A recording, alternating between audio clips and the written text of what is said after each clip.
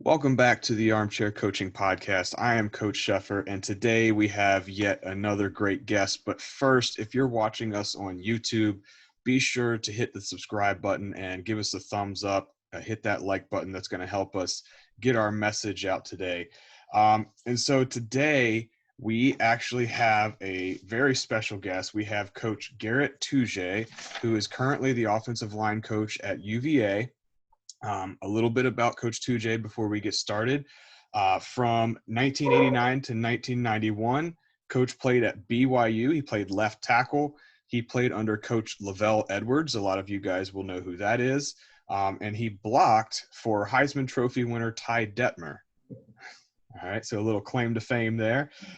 He's made a couple different coaching stops in the college ranks from 93 to 95. Correct me if I'm saying this wrong. Is it Chabot College? Chabot College. Thank you, Coach. From 96 to 97 at the University of the Redlands. From 97 to 2012 at the College of the Canyons. The last 6 of those as the head coach. And 2013 to 2015, the BYU offensive line coach. And this is currently his 5th season as the UVA offensive line coach. Thank you for coming on today, Coach Tujague. Man, I appreciate you having me. I love, like I was saying earlier, just a big, huge fan of podcasts, and it's a great way to get information across. So fired up that I've been invited to do this. Yeah, and I'm going to tell the listeners real quick, I was able to see you at a Glazier clinic in January, and it was about inside, outside zone, and I loved it, and I approached you afterwards and asked you a couple questions, and you were very, very gracious, taking the time for a young coach like myself, just answering some questions. I really appreciate it. You ready to get started, Coach? Now let's go. All right. So this is a question that I ask everybody who's a guest on the podcast. I'm very fascinated by everyone's story, and just from the bio that you sent me, you have a very interesting story. Could you go ahead and tell everybody your football and your coaching journey? Basically, how did you eventually end up to where you are now?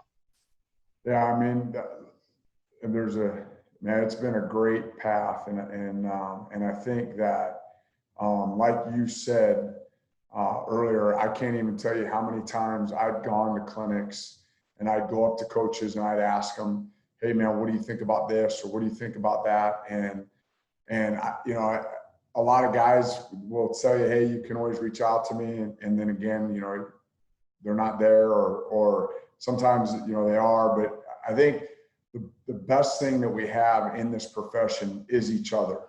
I'll never forget, I was sitting with Tom Cable. I was at the University of Redlands. I was a guest coach at Cal for one of their camps over the summer, and we were sitting there. Tom and I were sitting there in the room, and it was him and probably 5 or 6 other very, very popular, very prestigious offensive line coaches, and we were talking about run blocking out of a 2-point stance. And he went around the table and asked everybody what they thought, and I'd really done a lot of research and looking into it, and power and knee angle, shin angle, all that stuff, and gave him a suggestion. And today, I mean, I could call Tom Cable right now and he would pick up the phone and answer, and it's helped him in his career. And I think the game itself is very relative, and there's so many things. Whenever I go and I speak at a Glazier clinic, I love it when coaches come up and talk to me, because they're there to get information from me, but I also want to gather information from them. So early on, and I didn't really know that I wanted to coach football till I was done playing. Missed the camaraderie, missed the grind, and coaching is way harder than playing. I'll never forget my first year. I remember standing at practice and my back and my legs were killing me, and it never hurt like that as a player. So my first job was at Chabot College, and that was where I had played junior college football. The defensive coordinator when I played had become the head coach and gave me my first job. Very grateful for that. And again, took his time and he was the offensive coordinator and just kind of showed me the ropes and what it took. You know, I was really good maybe at knowing what the left tackle and left guard would do, but then being the O-line coach, you gotta know what everybody does and how that affects the slot receiver. And so it was very important to me to get that good base from Pete Davis, a really good offensive line coach, and just a sound protocol and how to link plays together. I thought that was very important. And then really loved what I was doing, and I knew that as a junior college coach without a master's degree, I wasn't going to make any money. And so I went to my wife and I said, you know what, babe, I think I'm going to go back to school and get my master's degree. And she was like, no, we've done that route before. I know that school is not your thing, and she's absolutely right. Man, went back to school, and proud to say I did earn a 4.0 GPA in psychology and counseling. And it was just something that I was passionate about, and I could link it and tie it to football. So that was important. And so at the University of Redlands, I was a GA, but I was also the offensive line coach. So I had my own room. I had opportunities to go to big time Power 5 programs, but I knew that I would just be the O-line GA and I'd be drawing the cards. And not that there's anything wrong with that. I did all that, but I was also the position coach. And I think that helped my career immensely, because there's nothing like having your own room where you can test your philosophies, your ideas, and see how they really work. And then after University of Redlands, man, I ran into Chuck Lyon, who's the head coach at Pasadena City College at the time, and they had just started a football program at College of the Canyons. Interviewed with him, and I had my master's degree, so they hired me full-time as the athletic counselor. And at first I was the D-line coach, and then I was the O-line coach the next year. But man, again, learned a lot about the game of football, learned a lot about how to make it really simple, and learned a lot about how to do what your players can do. I think that that's a very, very important part of coaching. A lot of times we all get caught up in, well, this is the style of coach I am, and this is what I like to do. Well, you know, maybe you have a different recruiting class, or maybe you're a high school coach and these are the O-linemen that you get, and they're 6'2", 175, and they're scrappy dudes, and they know at leverage and angles. And so now you're running the wing T, and maybe your whole background's been the run and shoot or the West Coast, whatever the case it may be. And so I think it's important to know what tools you have in your shed. I think it's important to know their strengths, and know what they can do, and then in turn protect those things that they can't do. Then after that, Coach Lyon stepped down.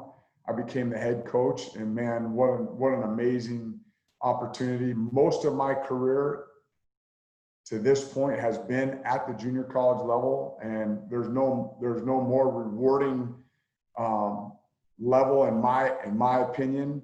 You know, Last Chance U made all that very popular and stuff, but man, you're dealing with kids that man, that's all they have. And again, to fight for them, I think it was pretty fun. And then, man, Robert and I and Bronco Mendenhall came and rescued me, and brought me back to my alma mater, BYU. And again, very, very blessed, special, worked with a bunch of great young men there. And then it was kind of the reverse Lewis and Clark when Bronco got the job at Virginia, and it was Wagons East. And he brought 14 families with him. And again, very, very lucky, blessed to be a part of his staff. And it's kind of how I ended up where I am now. And, you know, just grateful. Again, I think that, you know, a couple things that were really important along the way was, man, first and foremost, having a wife that loved and supported what I was doing, and made it work. I think that that's very important, very, very important. And then, you know, I have two daughters that probably know more about football than most men. My oldest daughter, when I was the head coach at College of the Canyons, came up and she was like, "Dad," I was like, "Yeah, sweetie, at practice. She's like, the mesh route, it's not deep enough. And I was like, well, go tell the offensive coordinator that. So that went over real well. So he got all pissed, but again, very lucky to have been with a wife that understood the demands that the game acquires. Well, that's a great story, Coach. I appreciate that. Most of our listeners are high school coaches. Could you take a moment to kind of describe what the daily life of a Division I coach is? What's it like that might be different than what a high school coach might be familiar with? Yeah. Yeah. So really, again, I think that the greatest thing for me was when I was at the junior college level. I think that that's fairly similar to a high school coach, because I was not paid to be the head coach. I was paid to be a teacher. And so I taught health classes. I taught cardio kickboxing classes. I taught high intensity. I taught classes in physical education, college success classes, things of that nature. And so for me, I think at the Division I level, it is complete ownership of your position. So my guys, if they have a hangnail, I know about it. I think that there's people that I rely on. I get reports every day academically. I get reports every day from the weight room.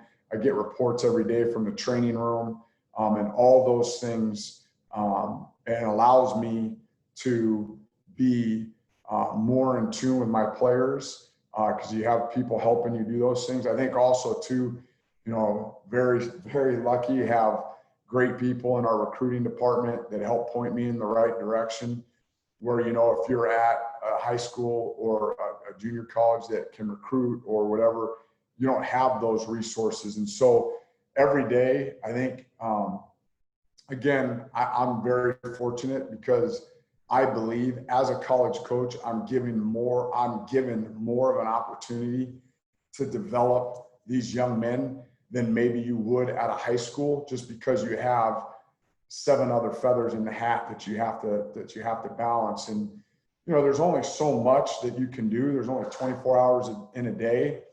And so there's give and take. And a lot of times you would steal from Peter to pay Paul. I'm just being at a community college or a junior college.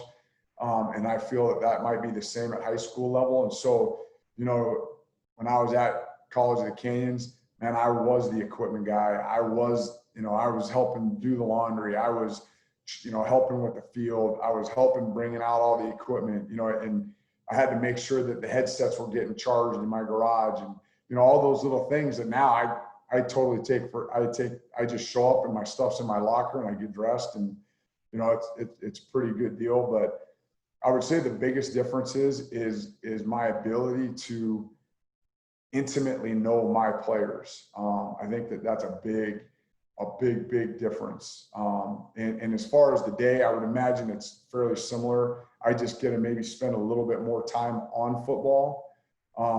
And obviously I enjoy that. So obviously COVID has changed how many of us handle football. How has COVID changed how you guys approach things like practice and games? And you just recently had something happen this week. Maybe you could kind of describe what that was like for the listeners as well. Yeah, I think it's a very challenging time for everybody. I think that there's a lot to navigate in today.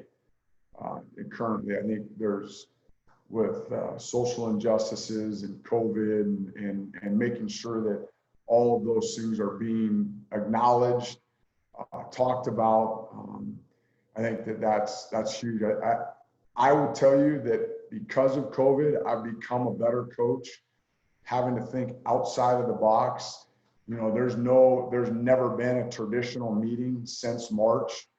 It's either been on Zoom or, we meet in large, spacious rooms with, 6 feet in every direction from us. And, if it is inside, then every 12 minutes we take a break and everybody's got to go outside and get a couple minutes of sunlight and come back in. So one of the things that I've done is that my meetings have turned into more of a walk and chalk necessarily than sitting down.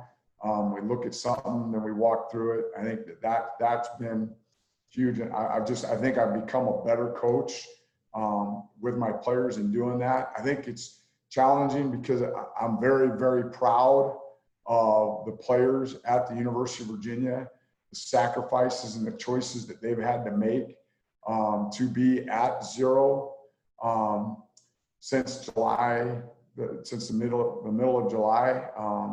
There's been sacrifices, on personal levels with families. My mom passed away, and my family went and buried her this summer, and I couldn't go because if I went, then I'd have to quarantine for 14 days.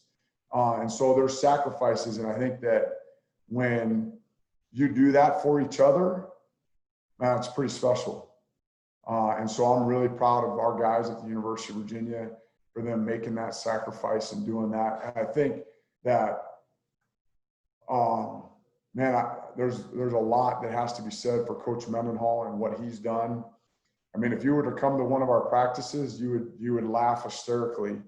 Every play, as soon as the play's over, everybody blows a whistle, everybody stands up, puts their arms out, spins around so that we're not within each other. We huddle differently so that we're eliminating that contact tracing. And it's been vigilant at the way we've approached this, and it starts from the top down with Coach Mendenhall. So I think, again, it's just challenging for everybody.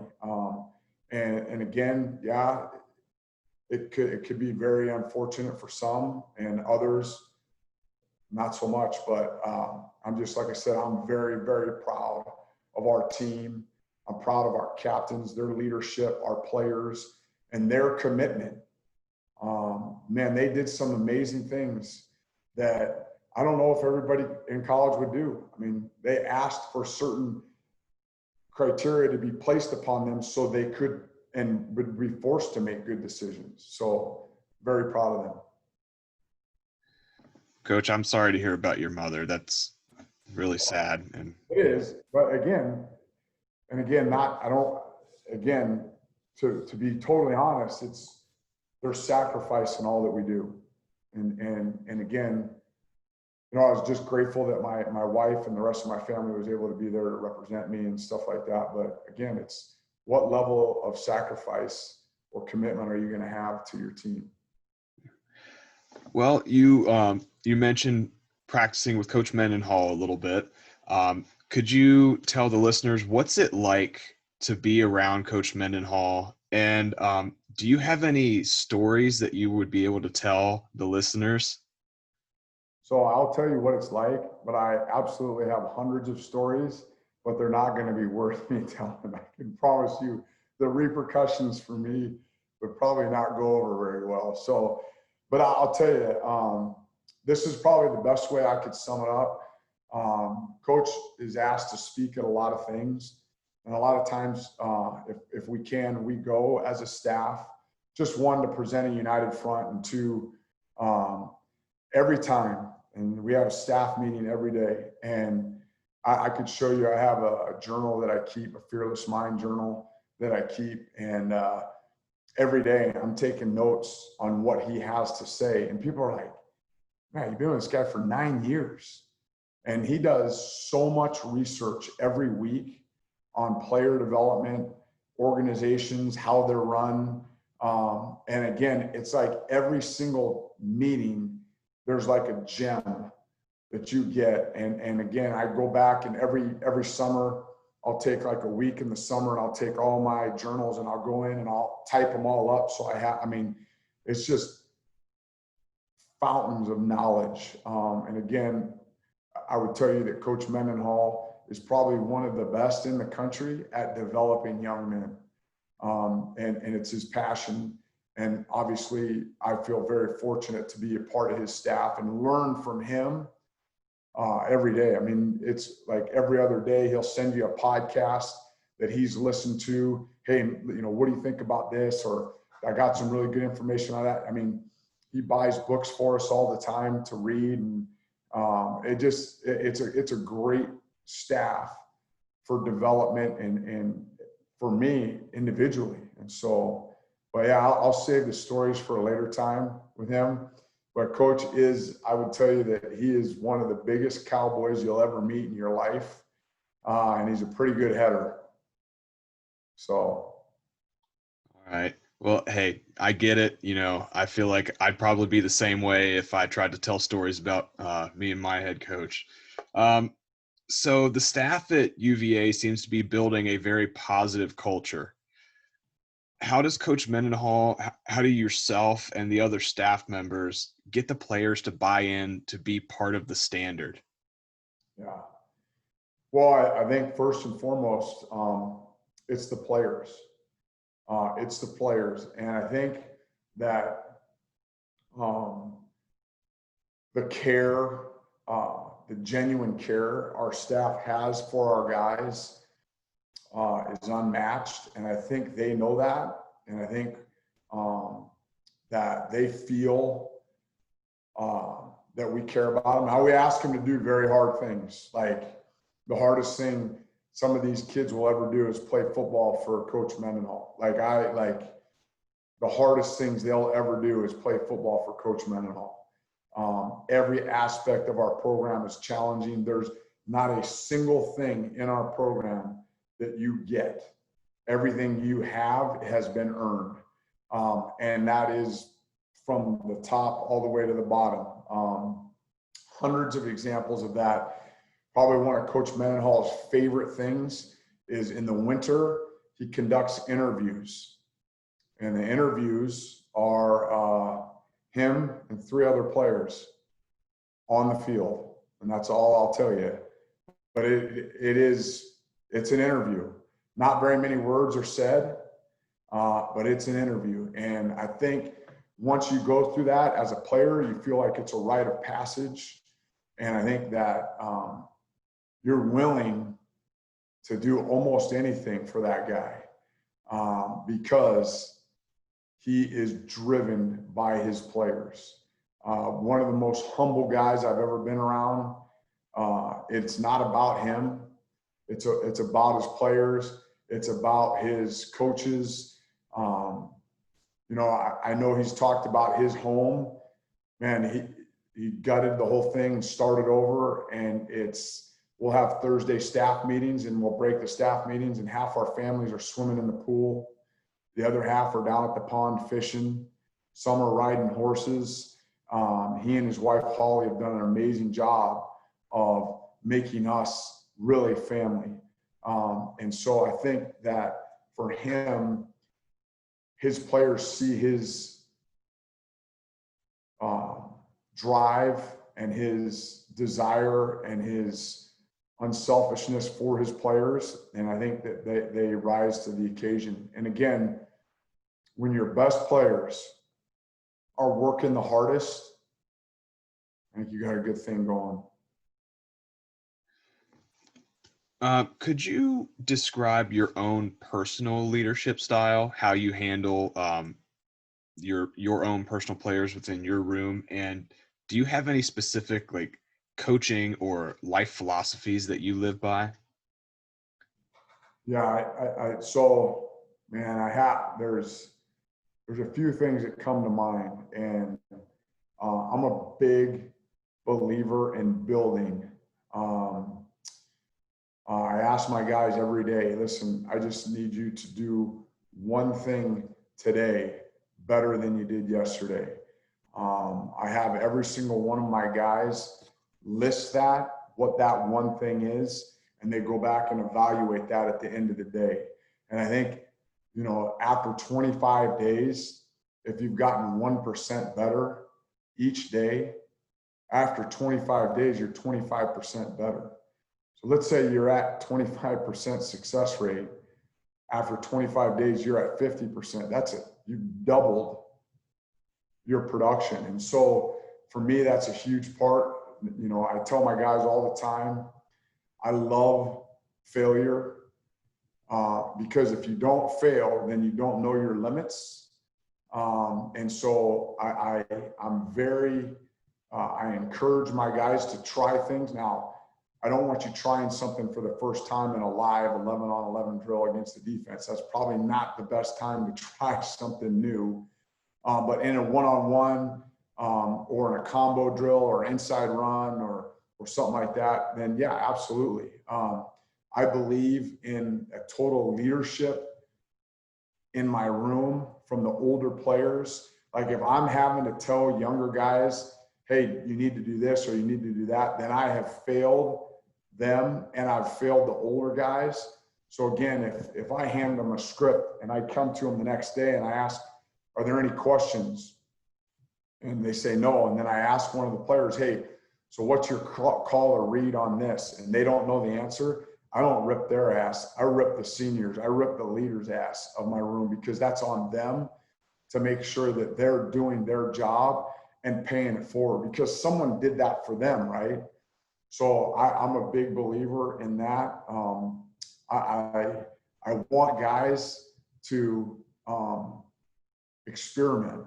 And again, you know, so many coaches get so sucked into it's got to be this way, and every single one of us is different. And there are basic things that I just will not, like, it has to be this way, and I get that. But, you know, again, if a guy comes to me and talks to me about an inside hand down as opposed to an outside hand down in pass pro, what does that mean? And we talk through those things. And so to me, I think that once a group has ownership, then you build trust. And I think trust needs to be verified daily. And if my guys know I have their back, then I think I get a better result, a better production out of them than if you're just ripping their ass 24/7. I'm a fan of that too now. Like sometimes you need to get after them, and I'm not afraid to do that. But when I do that, my guys know it's because I want them to be the very best. It's not about me. It's about me holding them accountable to what their actions are. So every single one of my guys in my phone, if you look them up, they get one word to describe themselves for that year. So if they call me, that one word comes up. And so I hold them to that word. And again, if they're not living up to it, then I call them out on that. And I think that's important too. I think writing down your goals for the day and then not doing that, I hold them accountable for that too. There's a lot of accountability in my room. My head coach asked me to ask you this question. What are some ways that you allow your offensive linemen to develop their own unique personality within the whole team structure? Yeah. So, man, I this is my favorite thing in the world. Like, I don't know, how old were you when you started walking? Probably a year. About a year, probably, yeah.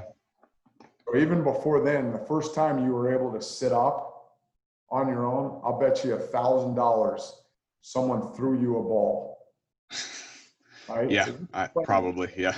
You can play and catch your whole friggin' life. Yeah.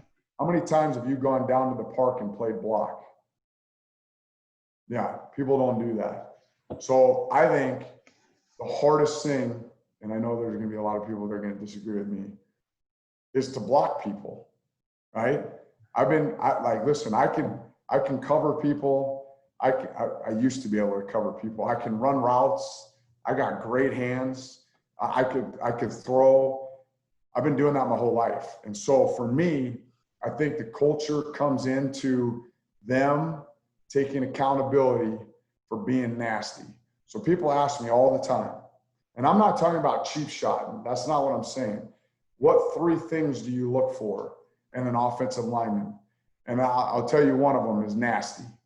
Those dudes need to be nasty, and they need to take pride in that. Like, I love the dudes that come to, they show up like with the Walmart sneakers with the Velcro. Like, dude, jeans cost $12. Like, you don't got to wake up early Sunday morning to look at the paper because your name's not in it. And if it is, you probably had a bad night the night before. So I let them run with that. Again, I think that it's important to have a dude or dudes in your room that if there was like a hypothetical brawl, you would want them there with you, regardless of whether or not they get their ass kicked, they're going to fight. I think that's important. I think that mindset is important. So I cultivate that. We talk a lot about being able to represent the state of Virginia, being able to represent the University of Virginia, and what that means. Those are very, very big things. And we talk about that a lot. And again, like I said, I think a lot of times, like, captains are popular picks. A lot of times they're earned, but captains are popular picks. And again, I want my guys to be just relentless workers. I want us to be the first one out in the yard and the last one to leave. So being in the ACC, you're going to see some of the best defensive lines in the country week after week. Agreed. What is it like to prepare for teams like the Clemsons, the Florida States, the Virginia Techs of the world? What is that like every single week? Yeah. Well, I'll tell you what, makes you recruit hard. And again, I think that part of that is if you're a young man, you're 17 or 18 years old, and you really, like, you truly love the game, why would you play in any other conference? I mean, I'm going to tell you right now, like, we're getting ready to play Duke. Those dudes are badasses. Like, their D-line, they're good. Their linebacker, they're good. Like, it is every single week in the ACC, every week. And so if you are truly trying to sharpen your saw and be one of the best premier offensive linemen in the country, why wouldn't you go to an ACC school? Now, if you value education, why wouldn't you come to Virginia? Again, the last 30 years, we've been one of the top 1, 2, 3, or 4 academic schools in the country for 30 years. So if that's something that's of value to you, then I think that that's something that you would really consider. But again, I love the challenge. It's not like, hey, this week we got to slide to number 57. Next week we got to slide to number 93, or the back's got to chip this, or dude, you got dudes everywhere. And so, and I think that is important. I think people that demand and want to be noticed and want to be challenged, you would play in the ACC. Without giving away too much, because who knows who's going to be out there listening to this, what are your own personal views on offensive and defensive schemes? Do you have a favorite? Do you have one that you truly believe in? So I think, honestly, if I were to pick I think you go with the scheme that you know the most, right? Because if this, then that, and if that, then this, and you know how to fix it. And so I think there's a lot of, what's molded you, where have you been, who have you learned under, what do you know, what's been tested. I think those are all very, very important things. Same defensively. I honestly, I love our defense that we play at Virginia, because it gets my guys ready for the ACC. There are so many different things that they do that just jack with your rules, and you gotta, you have to fix. Offensively, Like I honestly, I would love to tell you that there's a system that I love and that I believe in, but it's irrelevant if your guys can't do it. If you don't have this guy to do this or that guy to do that, then I think you're just wasting time. I think that's what spring ball and fall camp are for, is to find out what your guys can do.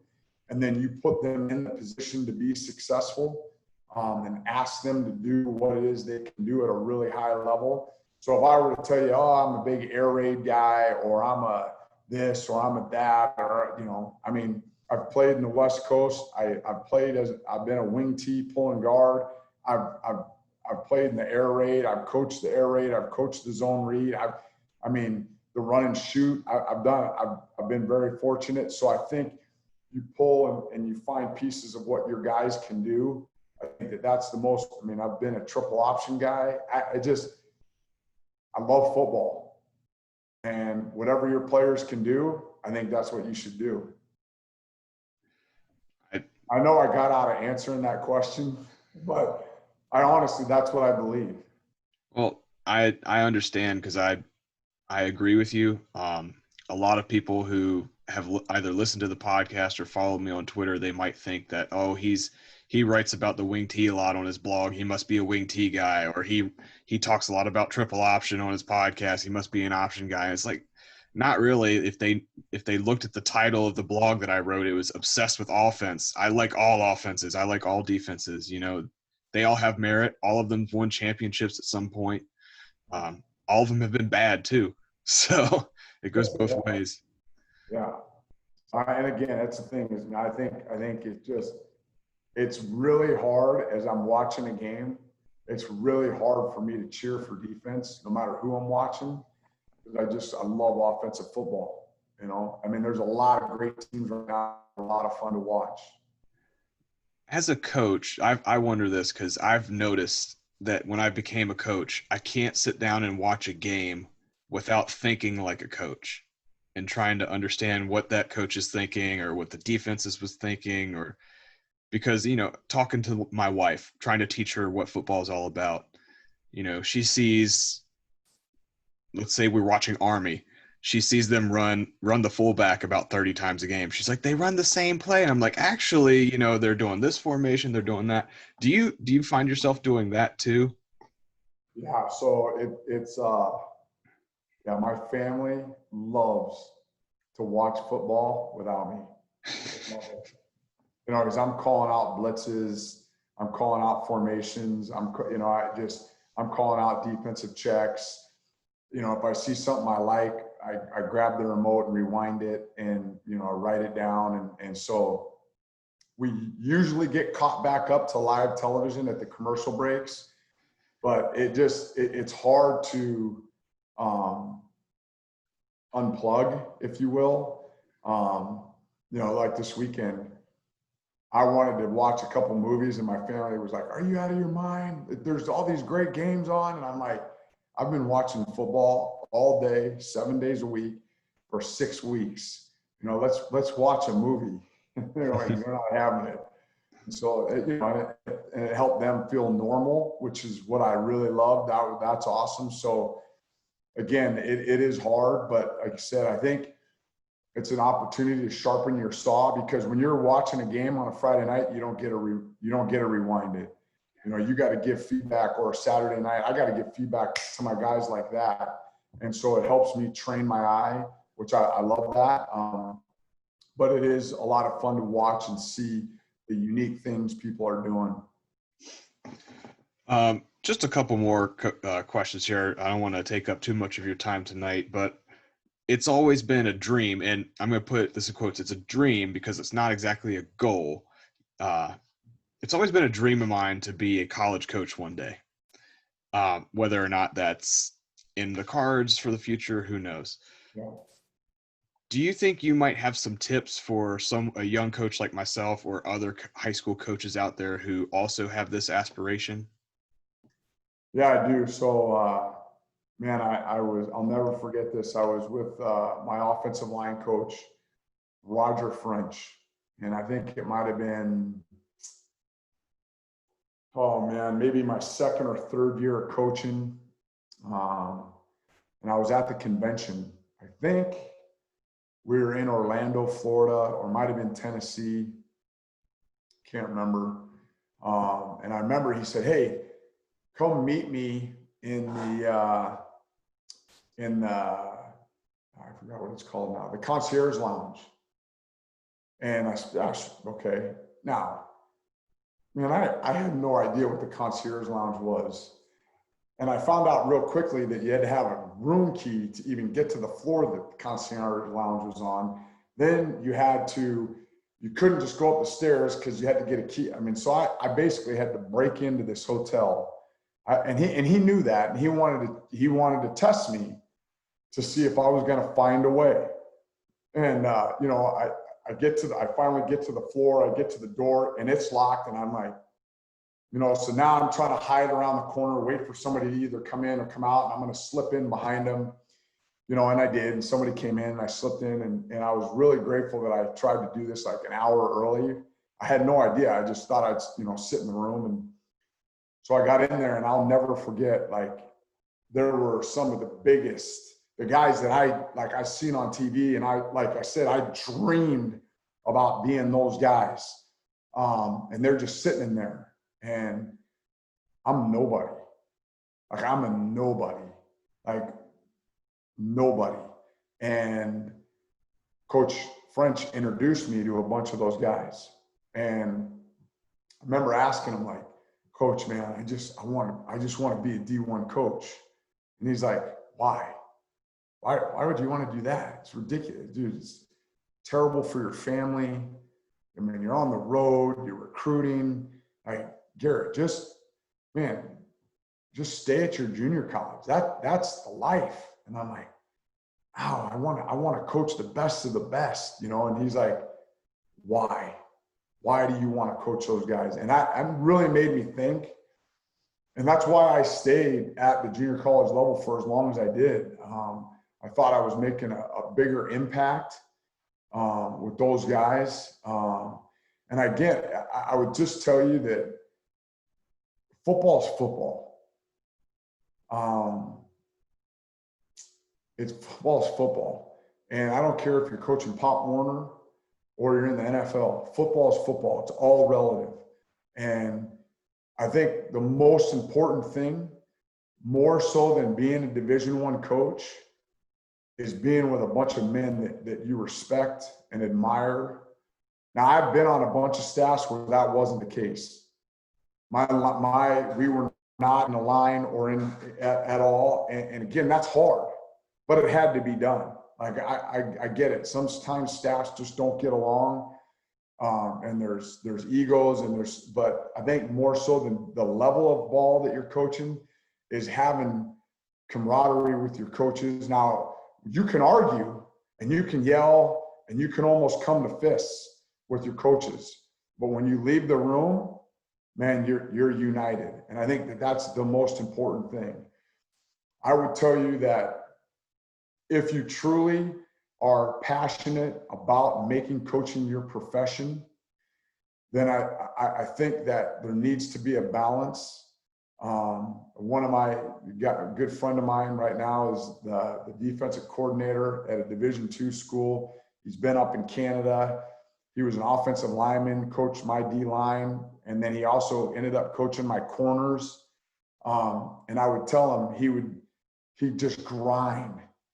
And I'd tell him, like, "Bro, you need to go do other things. There's more to life than football."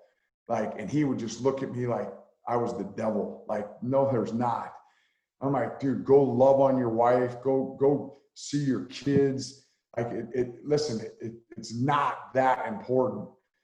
And it wasn't until like 3 or 4 years ago that he finally realized that, man, it is a game, and it is important. And I don't want to discredit that at all, but I think that the most important thing is who you're around. I think that you can't underestimate that. And then I think the more you can volunteer for stuff, like my first couple years, I would go 6 weeks straight working the Washington State camp, working the USC camp, working the UCLA camp, working the Cal camp, working the UNLV camp, I just would go and live in a hotel room or a dorm room and just, man, be a sponge. And I know that that's a little bit different now in these days, but find a guy that you can talk to. Like, again, probably, man, I love talking ball, and I'll talk to anybody about ball. You know, most of the time in the off season, just because in the season's pretty brutal.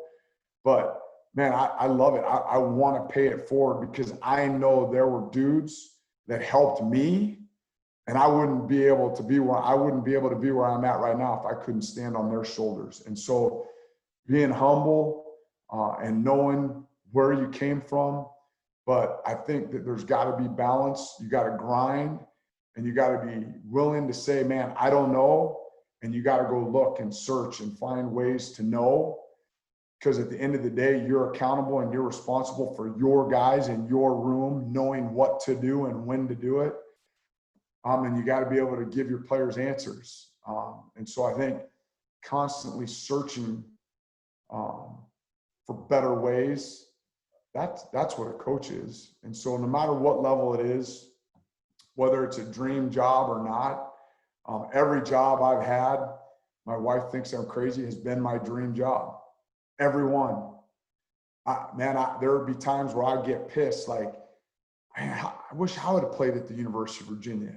Man, what they got going on here is special, and like, man, I'm really glad that I played at BYU, and I gotta get in the way of some pictures of a Heisman Trophy. They never trying to take pictures of me. They're always trying to take pictures of him, and I just happen to get in the way, But that, to me, that when I was at College of the Canyons, I was like, man, how come I wish I'd have got to play here? And so making where you're at the most important job, I think that's important. Because there's a lot of dudes that are doing this, but looking over here.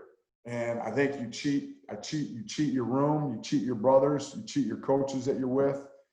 Be all into what you're all into. And I think you'll be pretty happy with the results. All right. Last question, Coach. And it was 2 words. Why UVA?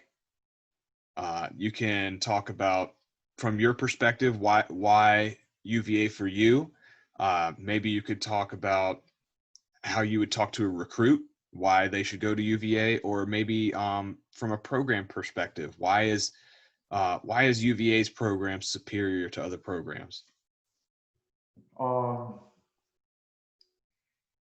Man, I think that's a real simple question, and probably going to rub some people the wrong way, but culture is everything. Culture precedes everything. And when you have most of the people in the room pulling the same way, you're probably going to get good results. And I'm talking about from our athletic director, talking all the way down to Money Mike, man, the guy that works in our locker room and cleaning it up. And everybody that touches our players is on the same page. And I think that culture precedes everything. The expectation to know the standard at which you'll be held and that you need to perform to, culture precedes everything. So the greatest gift, someone real famous said this, the greatest gift that we have on the face of this earth right now is the power of choice. That's a Bronco Mendenhall quote. The power of choice. And there's a lot of young men that I recruit. They choose the easier path. And that's okay. That doesn't mean they're a bad person. But I tell them straight out, if you want to be challenged every day, then there's no better place to be. But if you want to wear a certain brand, or the minute you walk on campus, you get $1,000 worth of whatever gear, and it's just given to you, man, you talk to some of our guys and they earn a t-shirt, that thing doesn't go missed. You hold on to that for the rest of your life. And so I think culture precedes everything. And again, I think you have the power of choice, and some people choose the easier path. All right. So, Coach, before you go, do you have any final thoughts? A lot of coaches are going through either not having a season this year, or there's a lot of different challenges that they're facing. Do you have any maybe some like words of optimism or words of wisdom for all of those coaches out there who might be listening? Yeah, so I do. I would tell you this. This is what I would say, and it's not too late.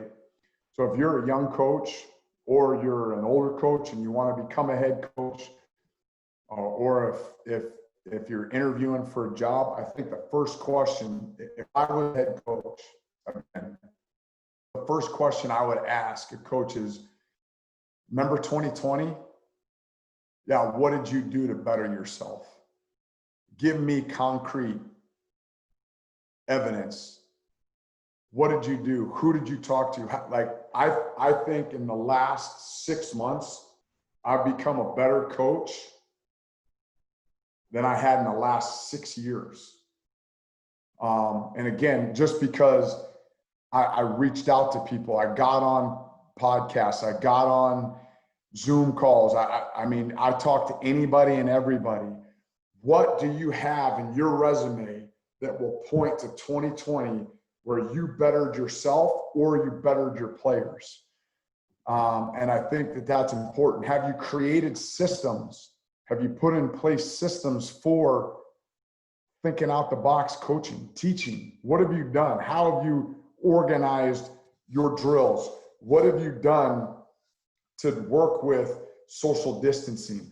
Like those things, like I want to see concrete evidence. I want to see film of what you've done. Show me.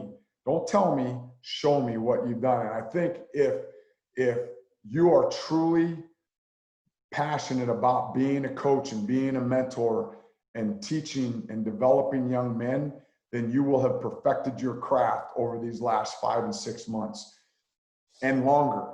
Like, again, it's constantly changing. It's such a fluid environment right now. I'll tell you this country needs football. It needs it. Our kids need it. Our high school kids need it. Our college kids need it. People on the street, we all need football. Need it. It's not leaving. It's not going away. And so I think if you can be a better version of yourself tomorrow, how are you doing that? Show me how you're doing that, and I'll show you probably a pretty good football coach. All right, Coach Tujague, it's been an honor to see you again, and thank you so much for coming and talking to us tonight. Yeah, hey, anytime. Like I said, it just worked out with what's going on, and we have a couple extra days, and so we're not having to work late typically on a game week early in the season. So anytime. And again, like I said, if anybody has any questions, I'd love to answer them. Get a hold of me. You can follow me on Twitter. It's just at Coach Tujague, the number 2, letter J. And again, follow you back. And again, when I have time, I just, again, it's all about giving our football players, our offensive linemen, a better opportunity to be successful. So.